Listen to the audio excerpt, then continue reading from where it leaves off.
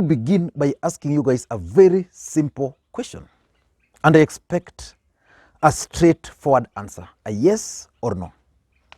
Do you think President Uhuru Kenyatta has failed as the leader of Jubilee Party? Because Jubilee Party, as we speak today, is a pale shadow of Jubilee Party ahead of 2017 general election. And yesterday, Anua Guru shared strategies on how to save Jubilee and President Uhuru Kenyatta from shame. I want us to go through that Anua Guru statement, which was shared on both our Facebook and Twitter handles. But before we do that, if you're watching this channel for the first time, what we do here is that we analyze politics in a way you can't find in any other place. So the best thing you can do is to click the subscribe button, that red button you're seeing there, so that anytime we produce a video like this, YouTube will automatically notify you. And for those who have already subscribed and would want to join as members, please just click that join button and then you'll follow the direct process there.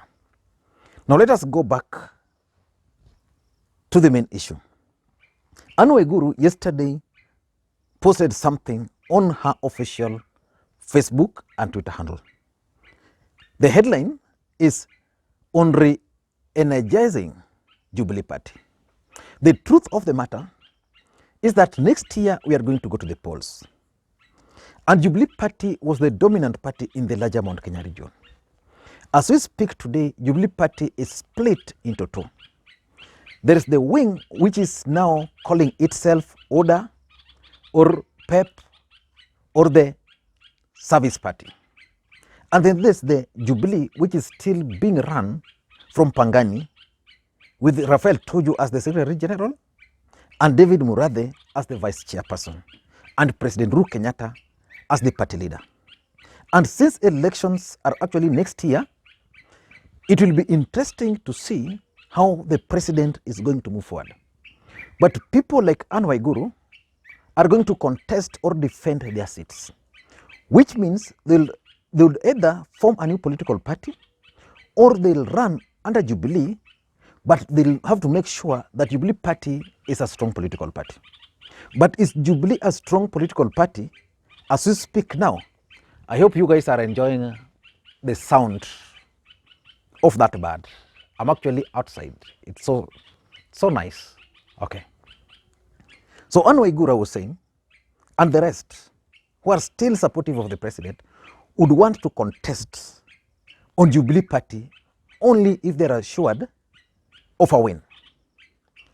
Now this is what Anua Guru is saying. She's saying the Jubilee Party carries the dreams and aspirations of many Kenyans. It was built on the strength of many. The party became what it was because of its diverse and broad support base. So basically, Anua Guru is talking of Jubilee as a past. Otherwise, the use of was, the party became what it was. It means it's no longer what it used to be. Basically, in my considered opinion, the buck stops at the president. So the president has actually failed in his responsibility as the party leader of Jubilee Party. And Anua Guru is saying, the rains have beaten us. Our fortunes are dwindling. Intense introspection is demanded.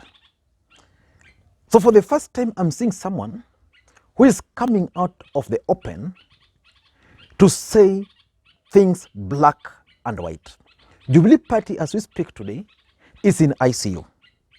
And the only person who can resurrect Jubilee Party, in my considered opinion, is President Uhuru Kenyatta.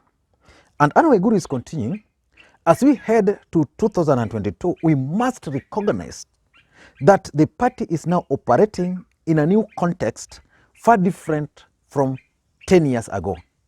We have a much younger generation dominating the electorate. Our outlook and strategies must suit the times, and so we must be willing to step off our comfort zones and embrace new ways of thinking and doing. We need a re-energized Jubilee that projects the face of Kenya in all its diversities. Now, if you go through what Anua Guru is saying very closely, you'll agree that Anua Guru is actually acknowledging that the Jubilee of 10 years is actually different from Jubilee of today. The truth of the matter is that I don't think we have a new electorate in the past 10 years. That can only be said of ODM party, because ODM party was formed a long time ago. The party leader of ODM party is someone who's been running based on reforms and liberation. Uhuru Kenyatta and William Ruto ran under the youthful generation. So I don't think for them that's a big problem. But what Anua Guru is saying on this particular letter is actually true. She's continuing, we must also be pragmatic and reopen both the sides and the back of the tent for the people to enter and re-enter. So basically, if I got Anua Guru right, Anua Guru is trying to say that Jubilee needs to think outside the box.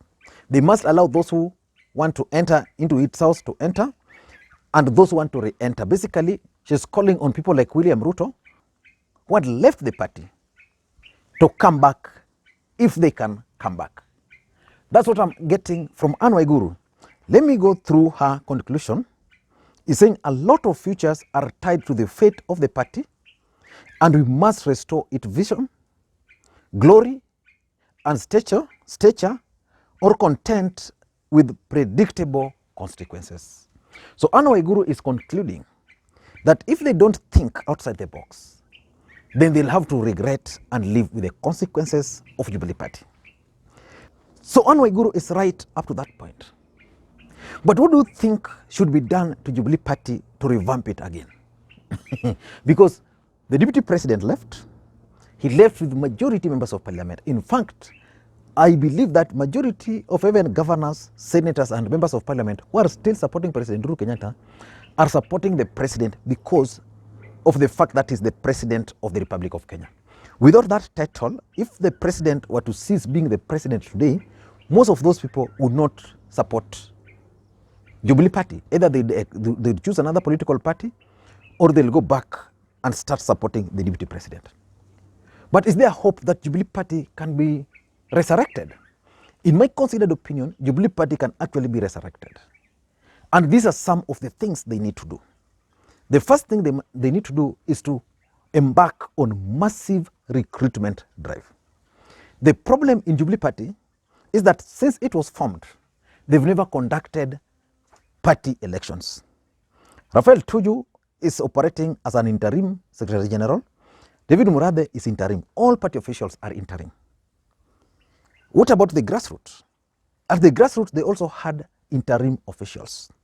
What they need to do, even if they fear national elections, is to conduct party elections at the grassroots. At the grassroots, that's where you strengthen a party.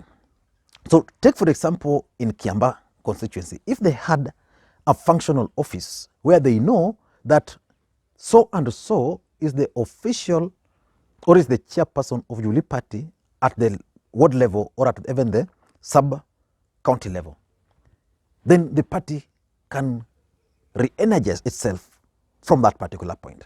But now we have a party, no members. They are assuming that those who voted for President Uhuru Kenyatta were party supporters or were party members. That's not the case. Look at what William Ruto is doing currently with his United Democratic Alliance Party. He has actually embarked on massive recruitment exercise. So today you go to Nakuru, then they have coordinators. The same coordinators are going downwards there, and they have officials they are managing. So which means today, if William Ruto wants to get information about particular matter concerning the party in Nakuru County, he can bypass Susan Kehika, he can bypass Kimani Kunjiri, then he can call the county or the constituency coordinator and ask him everything on the ground. Jubilee Party must engage themselves in massive recruitment drive so that they'll know the number of people supporting them. That's the first thing. The second thing is to replace party officials, both at the national level and at the grassroots level.